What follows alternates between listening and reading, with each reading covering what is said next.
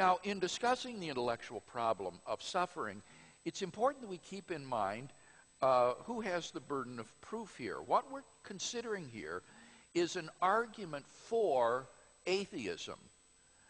Previously in our seminar, we've been talking about arguments for the existence of God, and so it was we who had to bear the burden of proof. But now it's the atheist's turn. We want to hear from the atheist reasons to think God does not exist.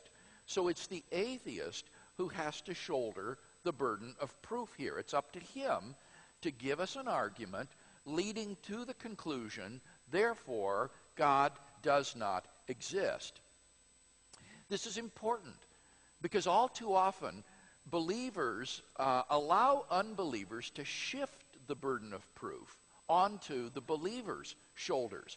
They'll say something like this: give me some good explanation for why God permits all the suffering in the world. And then he'll just sit back and play the skeptic at any possible explanations you might offer. And the atheist then winds up having to prove nothing. Now, this might be a clever debating strategy, but it's philosophically illegitimate. It's intellectually dishonest. The atheist is claiming that the suffering in the world somehow disproves God's existence. And so it's up to him to bear the burden of proof. Don't allow the atheist to shirk his intellectual responsibilities by shifting the burden onto you.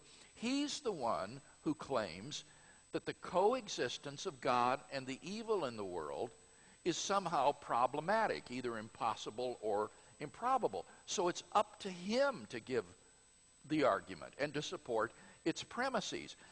It's the Christian's turn now to play the skeptic and to question whether the atheist has given us good arguments to show that God can't have a good reason for permitting the suffering in the world.